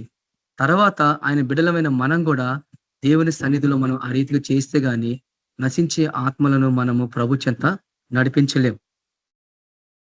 కాబట్టి ఈ పరిశుద్ధత అనేది మనము ప్రతి దశలో మనం కనిపించాలా. మన సేవ పరిచర్యలో, మన క్రియలలో, మన మాటలలో, మన తలంపుల్లో, మన ఆలోచనలో ప్రతి దశలో అవి కనిపించాలా. అప్పుడే గాని మనము ఆయనకు అర్పణంగా జీవించలేం. చూడండి, దేవునికి అనుకూలమైంది ఇట్టి సేవనే. అందుకే కొరింథీయులకు రాసిన 2వ పత్రిక 6వ అధ్యాయం 17వ వచనంలో పౌలు గారు ఒక మాట చెప్తాడు. వారి నుండి మీరు ప్రత్యేకంగా జీవించమన్నాడు. ఈ లోకస్తుల వల్ల మీరు జీవించొద్దు, ఈ లోకపు ఆచారాలు మీరు పాటించొద్దు. అప్పుడే నేను మీకు దేవుడుగా ఉంటా, అప్పుడే మీరు నా కుమారులను కుమార్తెలు ఉంటారని ఉంది. మీరు అవిశ్వాసాలతో జోడుగా ఉండొద్దు అన్నాడు. కాబట్టి అవిశ్వాసాలు అంటే ఎవరు? సగం సత్యం సగం అబద్ధాలు ఉన్న వాళ్ళు. నువ్వు అలాంటి వాళ్ళతో నువ్వు సహవాసం చేస్తే సంపూర్ణంగా నువ్వు అబద్ధంగా మారిపోతావు. కానీ ఇర్మియా గ్రంథంలో దేవుడు ఒక మాట చెప్తాడు, వారు నీ వైపు తిరగవాలని కానీ నువ్వు వారి వైపు తిరగవద్దు అంటాడు. మరి అవిశ్వాసాలకు వాక్యం చెప్పొద్దా? వాళ్ళ విశ్వాసాలకు రావద్దా? అంటే నువ్వు ఎంత జాగ్రత్తగా జీవించాలా అనేది అక్కడ పాయింట్ అన్నట్టు. అంటే ఈ లోకపు మాల్యాన్ని అంటకుండా ఆ అవిశ్వాసంలో పాలు పొందుకున్న అవిశ్వాసులైన వారిని వాళ్ళ మనోనేతలు తెరిపించబడాలంటే ఏ రీతిగా చెప్పాలా వాళ్ళకి? ఇవన్నీ కూడా మన ప్రభు నుంచి మనకి అవన్నీ కూడా అది మనం చూడగలుగుతున్నాం. చూడండి ఆ రీతిగానే దేవుని చిత్తాన్ని ఎట్లా మనం నెరవేర్చాలా, ఆయనను పోలి ఎట్లా నడుచుకోవాలా అనేది మనం అర్థం చేసుకోవాలా. ఇది ఒక బలం ద్వారా, ఒక శక్తి ద్వారా, ఒక తలంపుల ద్వారా, ఒక ఆలోచన ద్వారా వచ్చేది కాదు. ఇది కేవలము దేవుని ఆత్మ ద్వారానే బయలుపరచబడుతుంది. కాబట్టి ఇలాంటి సేవ మనకు చేయాలనేది దేవుని చిత్తమై ఉంది. అంటే అర్పించబడిన సేవా జీవితం అని ఎట్లా మన జీవితంలో ఇది అవలంబించుకోవాలా, ఎలా వర్తిస్తుంది? చూడండి, ఈ సేవా పిలుపు సమర్పణ అనేది ఫస్ట్ సమర్పణ నుంచే స్టార్ట్ అవుతుంది. పిలుపు తర్వాత ఫస్ట్ సమర్పణ. సంపూర్ణంగా సమర్పించుకోవటం అంటే నిన్ను నువ్వు సంపూర్ణంగా ఆయనకి ఇచ్చేసుకోవటం. సమర్పించుకోవటం అంటే సంపూర్ణంగా మనం ఆయనకి ఇచ్చేసుకోవటం. ప్రభా ఈ ఈ ఈ జీవితం మీద నాకు ఏ అధికారం లేదు. ఈ జీవితం నువ్విచ్చిందే. కాబట్టి నన్ను నేను సంపూర్ణంగా నీకు సమర్పించుకుంటున్నా అనే జీవితం కలిగి ఉన్నప్పుడే. లేకపోతే ఏమైతదంటే చాలా మంది నేను చూశాను. ఒక దశలో ఎట్లుంటదంటే సమర్పణ కలిగి జీవిస్తూ, ఈ లోకపరమైన ఆచారాలు పాటిస్తూ, మనుషుల్ని బయట ఒకలాగా, లోపల ఒకలాగా మాట్లాడటం. సహోదరునికి ద్వేషం పెంచుకోవటం. సహోదరుని ప్రేమించకపోవటం. ఇవన్నీ కూడా ఎట్లా నువ్వు సజీవ యాగం అంటే ఇంకా నీలో పచ్చిదనం పాపపు నియమం ఇంకా పోలేదన్నట్టు. అందుకు మనము ఆ బలిపీఠం అనుభవంలోకి మనం పోతే గాని, ఆయన అగ్నితోని మనం కాల్చబడితే గాని, సంపూర్ణంగా మనం ఆయన అగ్ని చేత అది కాల్చబడి ఇంపైన సువాసనలాగా మనం చేయబడితే గాని, ఈ పాపపు నియమాలు మనలోంచి పోవు. కాబట్టి ఈ స్వయ జీవితం అనేది మొదట మన శరీరమేనే మన విజయం పొందాల. ఈ శారీరకమైన జీవితము చాలా ప్రమాదకరమైంది. అందుకు దేవుడు దాన్ని లోపరుచుకోవటానికి పరిశుద్ధాత్మ అభిషేకం ఆయన ఇచ్చిండు. అనేక విధాలుగా మనం అర్థం చేసుకోవచ్చు. ఆయన సత్యాన్ని నడిపించగలడు, ఆయనకు ఆదరణ ఇవ్వగలడు, నిన్ను పరిపూర్ణంగా మార్చగలడు, నిన్ను నడిపించగలడు. ఆయన దహించు అగ్ని, నీలో అగ్ని మండించగలడు. నీ హృదయం అనే బలిపీఠం మీద ఎప్పుడు అది ఆయన మండుతూ నీలో ఉన్న ఆ దేవుని యొక్క ఆసక్తిని రేకెక్కించేవాడు పరిశుద్ధాత్ముడు. ఇంకొక విధంగా చెప్పాలంటే నీ పిలుపుని జ్ఞాపకం చేసేవాడే పరిశుద్ధాత్ముడు. నువ్వు ఎలాంటి పిలుపు దేవుడు నీకు ఇచ్చిండు, ఎలాంటి పరిచర్య కొరకు దేవుడు నిన్ను నడిపించిండో అది జ్ఞాపకం చేసేవాడే పరిశుద్ధాత్ముడు. ఈ పరిశుద్ధాత్ముడు మనకి ఇవన్నీ మనకు జ్ఞాపకం చేయకపోతే ఈరోజు మనం అంతా మర్చిపోతాం. దేవుడు నీకు ఏ పిలిపించిండో కూడా నువ్వు మర్చిపోతావు. దేవుడు మనకి ఎలాంటి నడిపింపు ఇవ్వాలనుకున్నాడు కూడా మర్చిపోతాం మనం. ఎందుకనంటే ఆ అనుభవము ఆ నడిపింపు మనకు లేకపోతే ఎట్టి పరిస్థితుల్లో కూడా మనం చేయలేం. క్రైస్తవులుగా జీవించడం అంత కష్టతరమైన పని ఏం కాదండి. క్రైస్తవులుగా ఎవరైనా జీవించవచ్చు, మతపరంగా జీవిస్తున్న మనుషులు మేము క్రైస్తవులను చెప్పుకుంటారు. కానీ పరిశుద్ధాత్మ అభిషేకం లేకపోతే, ఆయన శక్తి లేకపోతే ఎట్టి పరిస్థితుల్లో నువ్వు నూతనమైన పరిశుద్ధమైన జీవితం జీవిస్తూ దేవుని కొరకు నాజీరు చేయబడ్డ జీవితం జీవించలేవు. దేవుని ఆత్మని నిన్ను ఆ పరిపూర్ణతలో నడిపించగలదు. శారీరకమైన జీవితం నుంచి నిన్ను తప్పించగలదు, నిన్ను పరిపూర్ణతలో నడిపించగలదు. ప్రతి దాని మీద పాపం మీద నీ అసహ్యం పుట్టించగలదు. నిన్ను సరైన మార్గంలో, సత్యంలో మార్గంలో నేను నడిపించగలడు. అనేకులు పాపాలు ఒప్పించుకోలాగన ఆయన పనిచేయగలడు నీతో పాటు. వాక్య పరిచర్య చేస్తున్నప్పుడు, వాక్యం బయలుపరచబడుతున్నప్పుడు పరిశుద్ధాత్మ అక్కడ కార్యం చేస్తాడు. ఆయన నువ్వు ఇద్దరు కలిసి అక్కడ కార్యాలు జరుగుతాయి. మన సొంత శక్తి కాదు. పరిశుద్ధాత్మ లేకపోతే అక్కడ అది దేవుని కార్యమే కాదు. అందుకు అపోస్తులలో కూడా ఈరోజు మనుషులు ఏ రక పునాదుల మీద కట్టబడిన జీవితం, ఎవరో వేసిన పునాది మీద కట్టబడతారు. కానీ అపోస్తులు ప్రభుత్వం వేసిన పునాది మీద కట్టబడతారంటే చాలా తక్కువ. మనుషుల విగ్రహాలు చేసుకోలాగా జీవిస్తున్నారు ఈరోజు. కాబట్టి ఆయన చెప్పింది ఏంది, ఈరోజు మనం ఏం చేస్తున్నాం? వాళ్ళు ఎవరైనా కావచ్చు, ఎంతటి వారైనా కావచ్చు, ప్రభు ఏం చెప్పిండో ఈరోజు మనం ఏం చేస్తున్నాం అది మనం గ్రహించాలా. ఒక దశ వరకే అది బయలుపరచబడింది వాళ్ళకి.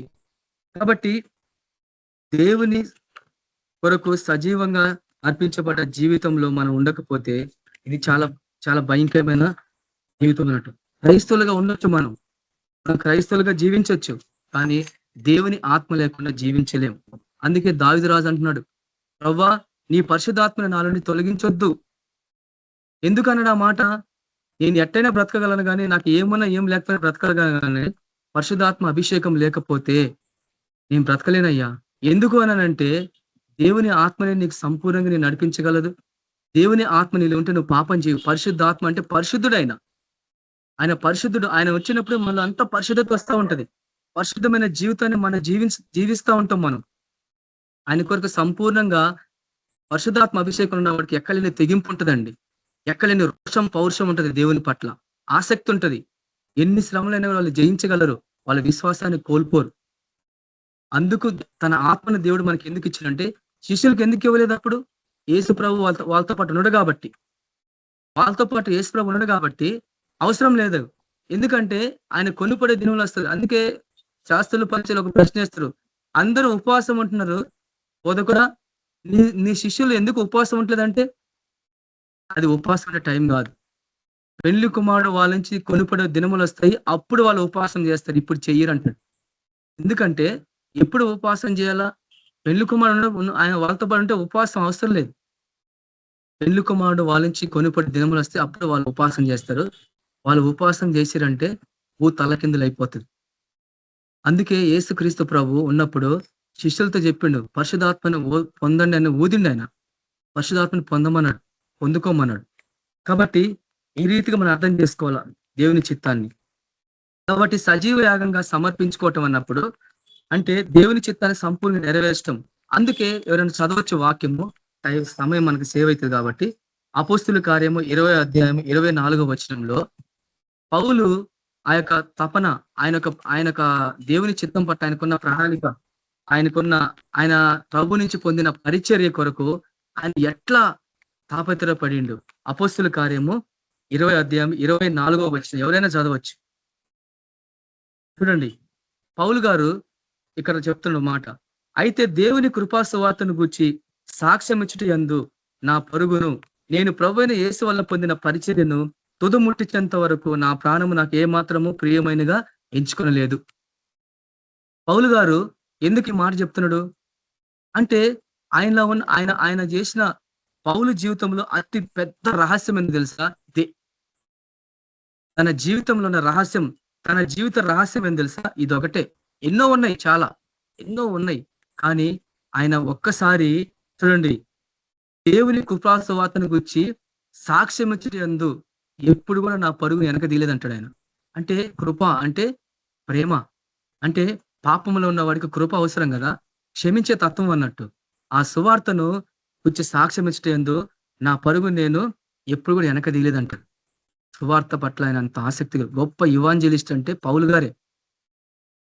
అందరు చేసిన సువార్త, కానీ ఆయన త్యాగము, క్రీస్తుని పోలి నడుచుకోవడం అంటే ఎగ్జాక్ట్లీగా అచ్చు గుద్దినట్టు యేసు ప్రభువుని పోలి నడుచుకోవడం అపోస్తలుడైన పౌలు.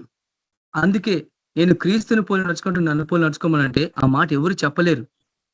కానీ ఎందుకు అంతగా అంటే, అంతగా యేసు ప్రభు జీవితంలో జరిగిన ప్రతి దశలో పౌలు గారి జీవితంలో జరిగిందని మనం చూస్తే ఆయన సువార్తల్లో ఆయన ఎదుర్కొన్న శ్రమలు కానీ, ఆయన పొందిన దెబ్బలు కానీ అన్ని కూడా మన ప్రభు లాగానే కనిపిస్తా ఉంటాయి. అంటే సంపూర్ణంగా ఆయన త్యాగం చేసుకుని ఆయన కొరకు తన జీవితాన్ని దారబోసింది.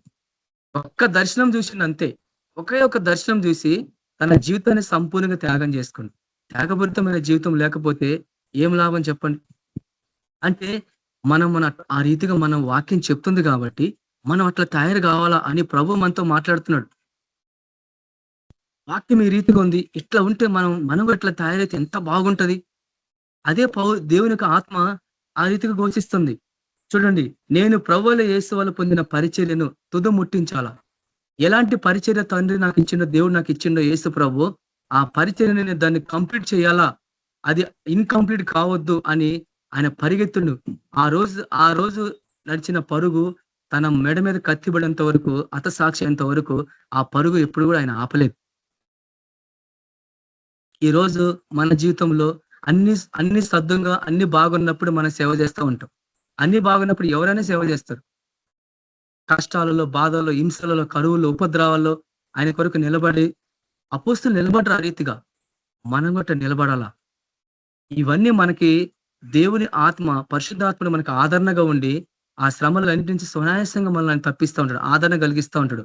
ఆ ఆనందము, ఆ విధానంలోకి ఎప్పుడైతే, ఆ రుచిలో మనకి ఎప్పుడైతే మనం పోతామో, నువ్వు దేనికి కూడా భయపడవు, నీ భవిష్యత్తు గురించి కూడా భయపడవు. కాబట్టి పౌలు గారు జీవితము ఆ రహస్యం అదన్నట్టు. ఆయన ఏ పరిచర్య అయితే పొందుకున్నాడో, దేవుని నుంచి పొందుకున్నాడో, అది తుద ముట్టించేంత వరకు ఆయన ప్రాణాన్ని కూడా వెనక, అంటే ప్రాణం అంటే తీపి ఉండదు కదా చాలా మందికి. అమ్మ నాకేమైనా అవుతుందేమో, ఏమైనా కొడతాయేమో, ఏదైనా అవుతుందేమో, నాకు ఆరోగ్యం బాగాలేదు, ఆ వాతావరణం పడుతుందో పడదో, ఈ రకమైన భయాలు ఉంటాయి కదా మనుషుల్లో.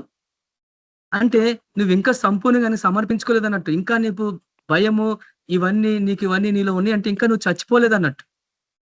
ఇంకా మన సజీవ యాగంగా ఆయనకి సమర్పించుకోలే. అలాని సమర్పించుకోకపోతే అది కాదు అని చెప్తున్న పౌలు గారు. ఇట్టి సేవనే మీకు మంచిది, ఇటు సమర్పించుకునే సేవ మీకు మంచిది, లేకపోతే దాని అర్థం చెప్పలే, లేకుంటే మంచిది కాదన్నట్టే కదా. అందుకే రెండో వచ్చిన దానికి ఆన్సర్ ఇస్తుంది, ఈ లోక మర్యాదను అనుసరించొద్దు, ఉత్తమను సంపూర్ణమైన అనుకూలమైన దేవుని చిత్తం మీద మీరు పరీక్షించండి. అవి కాదు మీరు చూసేది. ఆయన చిత్తం ఏం చెప్తుంది, దేవుని చిత్తంలో మనం ఎక్కడున్నాం, ఆయన ప్రణాళికలో మనం ఏ వైపు ఉన్నాం, ఏ భాగంలో ఉన్నాం, ఏ దశలో దేవుడు మనల్ని పెట్టిండు అనేది పరీక్షించి అప్పుడు మనం సేవ చేయాల. అంటే అప్పుడు వరకు చేయొద్దా బ్రదర్ అనొచ్చు. సేవ చెయ్యి, సువార్త ప్రకటించు. కానీ పౌలు గారు అంటారు, నేను గాలిని చూసి పరిగెత్తలేదు, వేలు చూపు వల్ల నేను పరిగెత్తలేదు, విశ్వాసం ద్వారా నేను పరిగెత్తంటాడు. వేలు చూపు వల్ల కాక విశ్వాసం ద్వారా నేను నడుచుకుని అంటాడు. అంటే ఆయన తెలుసు, ఆయన పిలిపి ఏందో తెలుసు, ఆయన విధానం ఏందో తెలుసు, ఆయన గురి ఏందో ఆయనకు తెలుసు. కాబట్టి ఈ తాత్పర్యం కలిగిన మనం కూడా దేవుడు మనకు అలాంటి తాత్పర్యం ఇస్తే ఆ రీతి నడిపిస్తాడు. లేకుంటే దేవుడికి వేరుగా ఉంటే అది దేవుడు నీకు బయలుపరుస్తాడు. కాబట్టి చూడండి, సజీవ యాగం అంటే క్రైస్తవ జీవితంలో ఒక భాగం. కానీ ఎట్లా చూడండి, తగ్గింపు జీవితం ఉండాలా, క్రీస్తుని పోలి నడుచుకోవాలా, నిన్ను నువ్వు తగ్గించుకోవాలా. నీలో గహము, అహము, గర్వము ఎప్పుడు కూడా రావద్దు. సేవకులు కనిపిస్తూ ఉంటుంది, గంటల గంటల వాక్యాలు చెప్తూ ఉంటారు, గొప్ప గొప్ప ప్రసంగాలు ఇస్తూ ఉంటారు, కానీ ఏ రోజు కొంచెం కూడా తగ్గింపు ఉండదు. చూడండి, ఇవన్నీ మనలో ఉంటే దేవుడు ఎట్లా మనము ముందుకెళ్ళగలం, ఏ రీతిగా? కాబట్టి యేసు ప్రభు ఒక బలి అర్పణ ద్వారా ఆయన లాగానే మనము చేయాలంటే, క్రీస్తు లాగానే సేవ చేయాలా, క్రీస్తు లాగానే ఉండాలని మనం ప్రయాసపడుతుంటాం కదా, తప్పులేదు. కానీ ఆయన ఎలాంటి ప్రయాసం పడిండు, ఎట్లా చేసిండు, తగ్గించుకున్నాడు, తర్వాత తను రిక్తునిగా చేసుకున్నాడు, పరిచర్య చేసిండు, శిష్యులు పాదాలు గడిగిండు, ఎన్నో చేసిండు ఆయన. ఈరోజు మనుషులతో మనుషులు సమాధానం పట్టమంటే సేవకులకు పని కాదండి.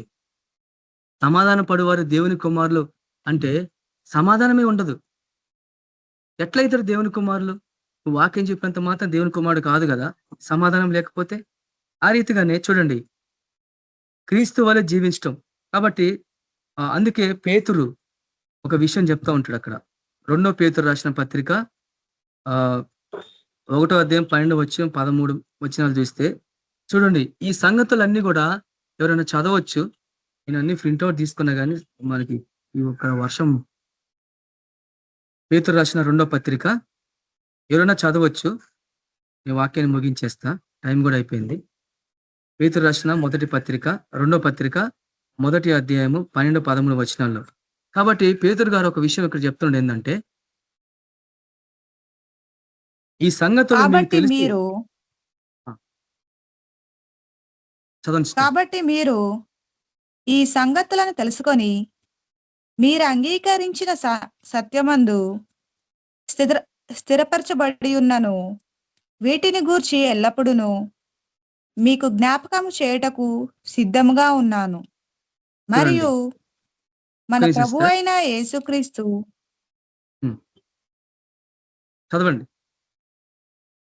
మరియు మన ప్రభు అయిన యేసుక్రీస్తు నాకు సూచించిన ప్రకారము నా గుడారమును త్వరగా విడిచి పెట్టవలసి వచ్చినని ఎరిగి, నేను ఈ గుడారంలో ఉన్నంత కాలము ఈ సంగతులను జ్ఞాపకము చేసి మిమ్మును రేపుట న్యాయమని ఎంచుకొనుచున్నాను.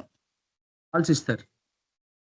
మొదట 12వ వచనం ఏం చెప్తుందంటే, ఈ సంగతులు మీరు తెలుసుకున్న, సత్యంలో మీరు ఉన్నారని మీరు తెలుసుకున్నా కానీ ఎందుకు దేవుడు జ్ఞాపకం చేస్తుంటే, చాలా మంది అంటారు మాకు తెలుసు బెదరు వాక్యం, మాకు అన్ని తెలుసు బెదరు అంటారు. అన్ని తెలుసు అంటే నీకేం తెలియదు అన్నట్టు. ఎందుకు ఇవన్నీ జ్ఞాపకం చేస్తున్నాడు?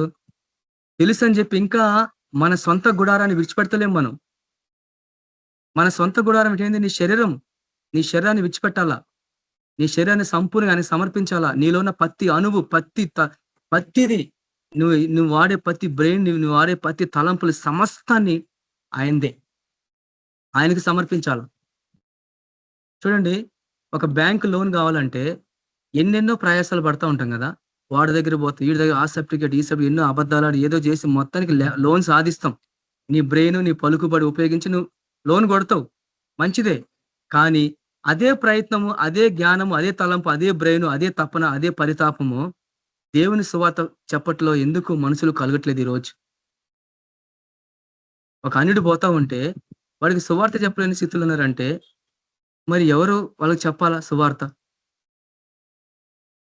అంటే చూడండి, ఇక్కడ వాక్యం చెప్తుంది సెల్ఫ్ అన్నట్టు. అది అంటే మీరు సత్యం తెలుసు. ఈ రోజు క్రైస్తవుల్లో ఎక్కువ నమ్మేది అదే. మాకు వాక్యం తెలుసు, అన్నీ తెలుసు, నువ్వు మాకేం చెప్పేది అంటారు. సరే, ఒకటే. కానీ ఎందుకు ఇవన్నీ జ్ఞాపకం చేస్తుండు? పేతురు గారు ఎందుకు జ్ఞాపకం చేస్తుండు?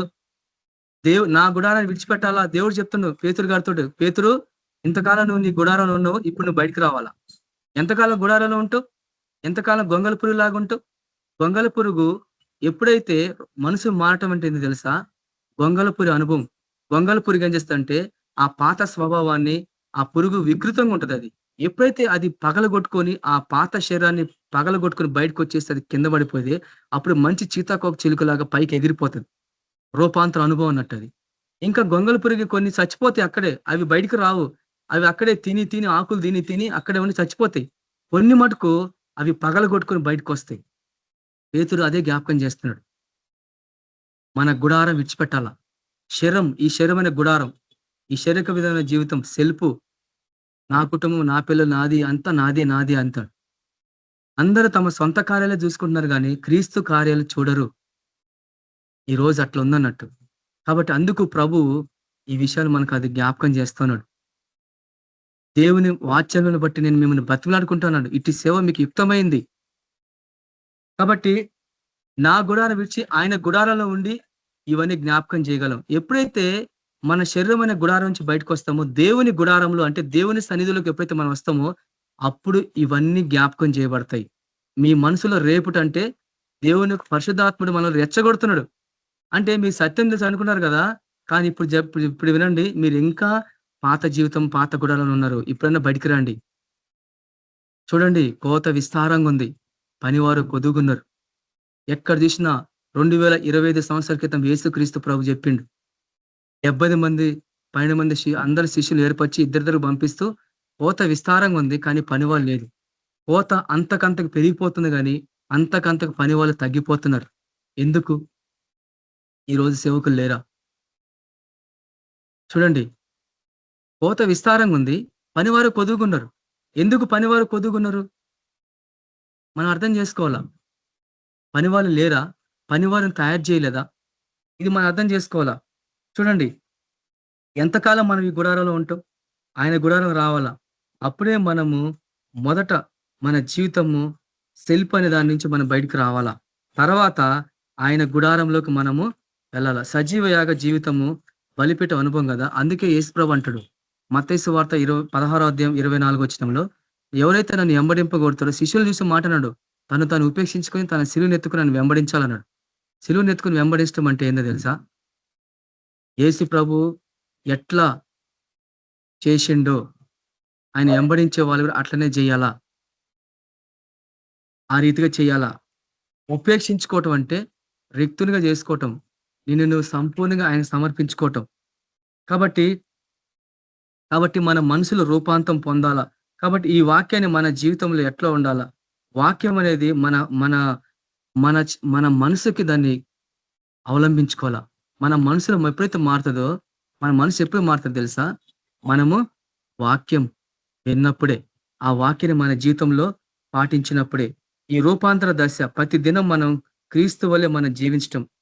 ఇది ఒక దినము సమర్పించుకొని పోయేది కాదు.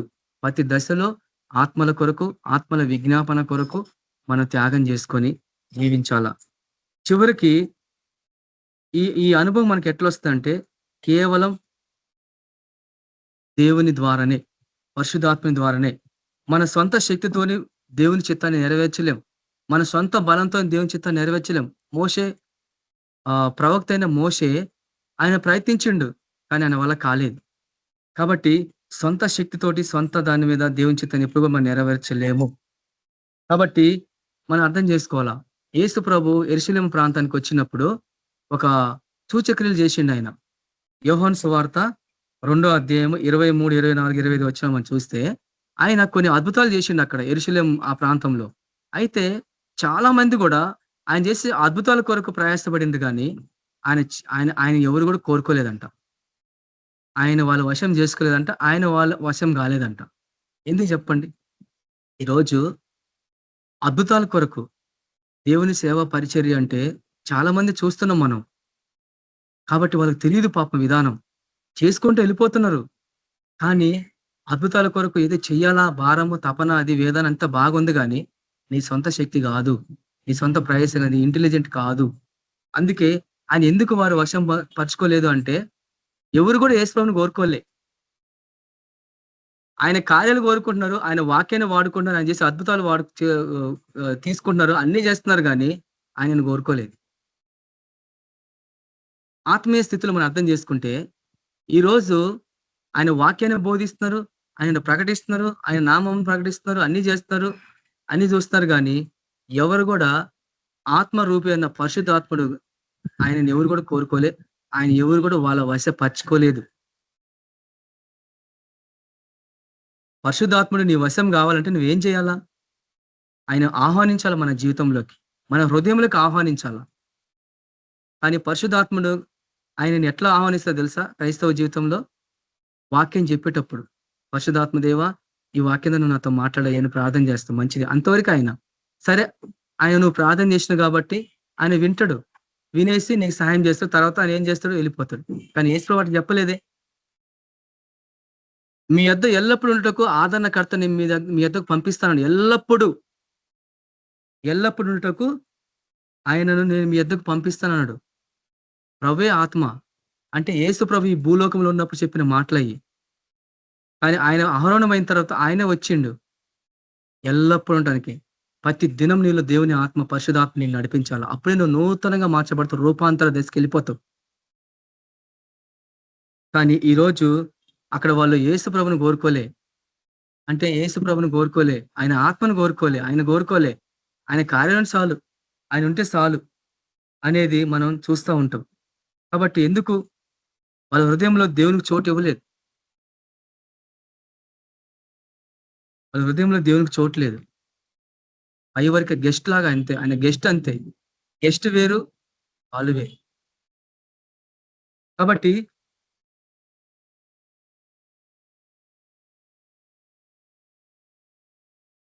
చూడండి, ఆ రీతిగానే చూడండి, చోటు ఇవ్వలేదు. మన దేహము దేవుని ఆలయం.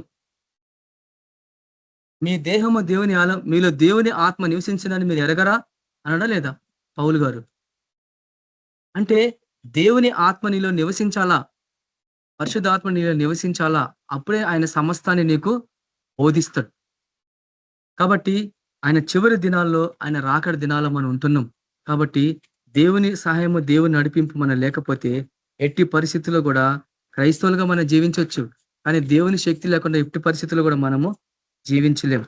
కాబట్టి చివరిగా ఆయన చెప్పే మాట, చివరిగా ప్రభు ఏమో మనకు జ్ఞాపకం చేస్తున్నాడు, సజీవ యాగంగా సంపూర్ణంగా మనం ఆయన సమర్పించుకోవాలా. ఇట్టి సేవ మీకు యుక్తమైంది అన్నాడు. కాబట్టి పరిశుద్ధాత్మ నడిపింపు, దేవుని యొక్క నడిపింపు లేకపోతే ఎట్టి పరిస్థితుల్లో కూడా మనము దేవుని కార్యాలు మనం చేయలేం. కాబట్టి ఎన్నో సాక్ష్యాలు మనం ఎన్నో చోట్ల విన్నాం సాక్ష్యాలు. ఈ చివరి దినాల్లో పరిశుద్ధాత్ముడు ఆయన అంత్య దినములో సర్వ శరీరుల మీద నా ఆత్మను కుమ్మరిస్తున్నాడు. కాబట్టి పరిశుద్ధాత్మ కొరకు మనం కనిపెట్టాలి. ఆ వాక్యాలు నేను రాసుకున్నా, కానీ ఇప్పుడు మనకు సమయం లేదు.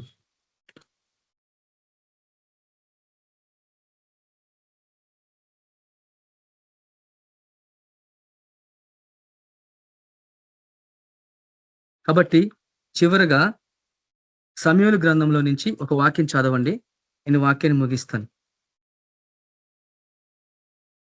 దానికి ముందు ఇర్మియా గ్రంథము 10వ అధ్యాయం 23వ వచనము, తర్వాత మొదటి సమూయేలు గ్రంథము 10వ అధ్యాయం 6వ వచనం. ఈ 2 వచనాలు చూసి నేను వాక్యాన్ని ముగిస్తా, టెంపరీగా ముగిస్తాను నేను. సమూయేలు గ్రంథము ఇర్మియా గ్రంథము 10వ అధ్యాయం 23వ చివరని చదవచ్చు త్వరగా. యెహోవా తమ మార్గము ఏర్పరచుకొనుటకు నరుల వశంలో లేదనియు, మనుషులు తమ ప్రవర్తనయందు సన్మార్గమున ప్రవర్తించుట వారి వశంలో లేదనియు నేనెరుగుదును. చాలు సార్. ఇక్కడ ప్రభు మాట్లాడుతున్నారు, దేవుడు మాట్లాడుతున్నారు, మన తండ్రి. వాళ్ళు మంచి మార్గం నడవటానికి వాళ్ళ వశంలో లేదంట, సన్మార్గంలో నడవటానికి వాళ్ళ వశంలో లేదంట. ఎందుకంటే మనిషి ఫస్ట్ నుంచి కూడా మనిషే కదా, శరీరమైన వాడు.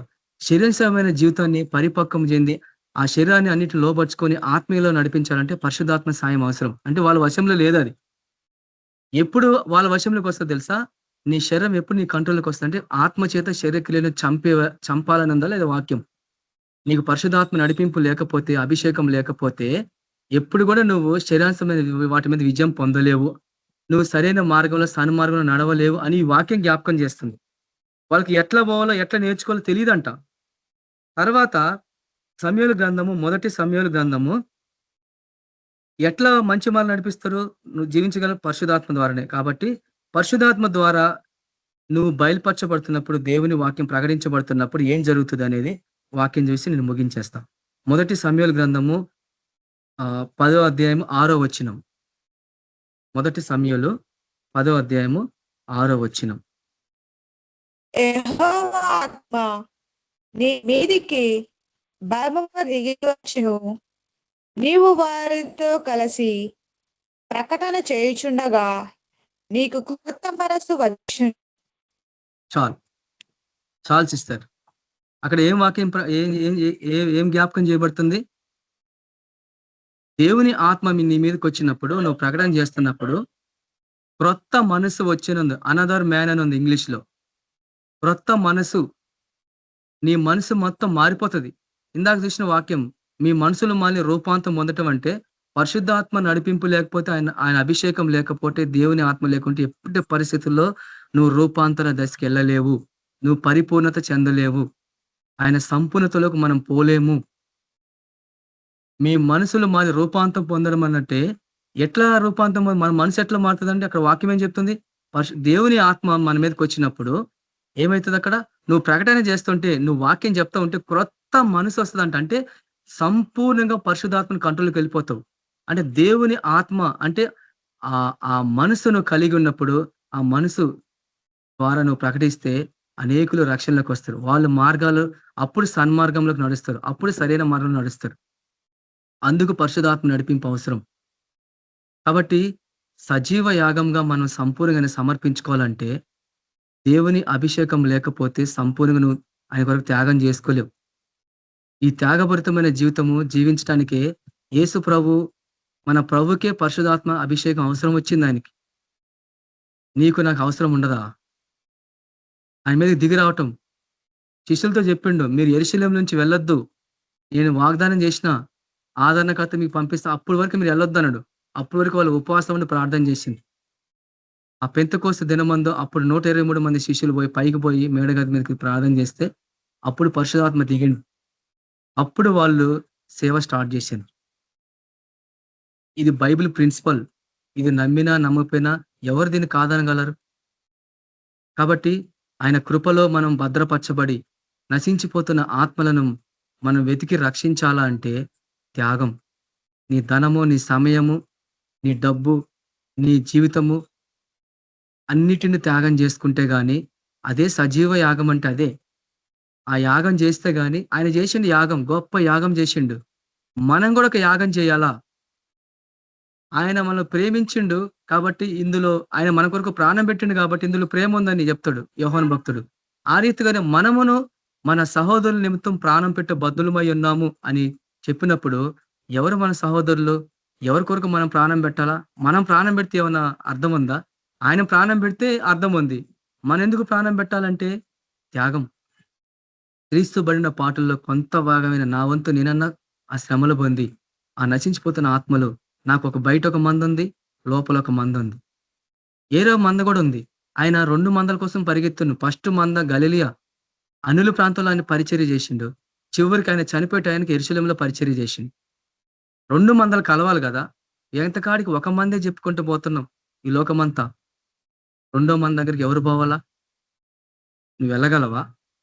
నువ్వు అందుకు సిద్ధంగా ఉన్నావా? ఆయన నడిపించే దేవుడు. అందుకే ప్రతి దశలో మనం ప్రార్థన పూర్వకంగా ఉపవాస ప్రార్థనతోటి మనము ముందుకెళ్ళాలి ఇక మీదట. ఎందుకంటే దుష్ట శక్తులు విజృంభించి పనిచేస్తున్నాయి. మొన్న ఒక దయ్యం పెట్టినోడు ఒకడు ఎదురయ్యిండు మాకు. సువార్త ప్రకటిస్తుంటే ఒకడు కొన్ని ప్రశ్నలు వేసిండు. వాళ్ళు ఉంది పెద్ద దయ్యం ఉంది అది. ఎందుకంటే దయ్యాలు ఉంటాయి కదా, వాళ్ళు ఉండేది కొత్తగా ఉంటాయి. మనం రెచ్చగొట్టడానికి ఏదో ఒక భయంకరమైన వాతావరణం క్రియేట్ చేయడానికి చూసిండు వాడు. కానీ దేవుడు విజయం ఇచ్చిండు మాకు. వాడికి చెప్పే సమాధానం చెప్పినాం. అక్కడి నుంచి వాడు వెళ్ళిపోయిండు. కాబట్టి అలాంటి పరిస్థితులు మనకు వస్తాయి. దయ్యాలు బట్టి, రోగాలు బట్టి వాళ్ళు మన ఎదురుకు వస్తా ఉంటారు. ఏం చేస్తాం మనప్పుడు? ఆ 10 మంది వచ్చి ఒక దగ్గర కూడా దయ్యం పట్టుతే అప్పుడు యేసుప్రభు ఏం చేసిండు? ఎందుకు వాళ్ళ శిష్యుల వల్ల గాలి ఎల్లగొట్టనీకి. యేసుప్రభు ఆ మూగ దయ్యాన్ని వెళ్ళగొట్టిండు. అప్పుడు దేవుడు కార్యం చేసిండు అక్కడ. అలాంటి పరిచర్యల్లో మనం ముందు ముందు రోజులు మనకు ఎదురైతాయి. కాబట్టి ప్రతి ఒక్కరు దేవుని ఆత్మ కొరకు మనం అందరం కనిపెడదాం. ఉపవాసాలు ఉందాం దాని కొరకు. ఒక వీలైతే ఇంకా మీకు బాగా వీలైతే మన అందరం కలిసి ఒక చోట అపోస్తులు గనుక ఒక దగ్గర కూర్చొని ఆ మిద్ది మీదకి ఎక్కి ఉపవాసం ఉండి రోజంతా ప్రార్థన చేసిన వాళ్ళు రోజంతా చేయలేదులే. వాళ్ళు కనీసం 3-4 నెలలు ఎంతమంది ఎన్ని రోజులు చేసి మనకు తెలియదు. కనీసం మనం ఒక రోజన్నా చేసి అందరం ఆత్మ కొరకు కనిపెడితే పరిశుద్ధాత్మ అభిషేకం ఉన్న వాళ్ళ మధ్యలో నువ్వు ఉంటే నీ మీద కూడా ఆత్మ దిగొస్తుంది. కానీ నువ్వు కోరుకుంటలేవు కదా అట్లా. కాబట్టి ఆయనను నీవు వశపరచుకోవాలంటే పరిశుద్ధాత్మ నీవు వశపరచుకోవాలా. ఆయనను వశపరుచుకుంటే నీకు సమస్తం అన్ని దేవుడు ఆయన బయలుపరుస్తాడు. సర్వసత్తులు నేను నడిపిస్తాడు. ఆయన వద్దనుకుంటే నువ్వు అక్కడే ఉండిపోతావు నీ సొంత శక్తి మీద. అపోలో లాగా క్రైస్తవ జీవితం ఈరోజు అపోలో లాగా ఉంది. కానీ అపోలో గొప్ప విద్వాంసకుడు. కానీ అకుల ప్రెస్కిల్లో వాళ్ళ ఇంటికి తీసుకెళ్లి భోజనం పెట్టి కొన్ని వాక్యాలు చెప్తే విన్నారు. అపోలోలో అహం లేదు. తర్వాత శిష్యుల దగ్గర తీసుకెళ్ళిండు, అక్కడ విన్నారు. చివరికి పౌలు గారు అపోస్తుల కార్యం 19వ అధ్యాయంకి వచ్చేవరకు కంప్లీట్ గా అభిషేకం ఆయన మీదకి వచ్చి భాషల వరం వచ్చింది, ప్రవచించిండ్రు. పౌలుతో పాటు పోటీపడి సేవ చేసిండు ఆయన. అపోలో 10 మంది ఉన్నారు ఆయనతో పాటు సేవకులు. కానీ ఆయనకి ఎక్కడ కూడా గర్వం రాలే, అహం రాలే. ఒకవేళ మనలో వస్తుందేమో. ఈరోజు క్రైస్తవుల్లో అహము, గర్వము ఎక్కువైపోతుంది. ఎందుకంటే మాదే గొప్ప, మేమే కరెక్ట్ అని. నువ్వు కరెక్ట్ కాదు, నేను కరెక్ట్ కాదు. వాక్యం ఏం చెప్తుంది అదే కరెక్ట్. వాళ్ళు ఎంతటి వారైనా సరే దేవుని వాక్యం వ్యతిరేకంగా ఉన్న ఎవరైనా కరెక్ట్ కాదు. వాళ్ళకి లోబడాల్సిందే. కానీ ఇప్పుడు తెలియదు వాళ్ళకి. ఒక దినం వస్తుంది ఆలస్యంగా తెలుసుకుంటారు, లేటుగా. అరే ఎంత తప్పు పని చేసినామే మేము అని పశ్చాత్తాపడినా అప్పుడు ప్రైజే ఉండదు. కాబట్టి పెద్దవాళ్ళు చెప్తారు కదా, సమయం ఉన్నప్పుడే, నేడే మనకు అనుకూల దినం.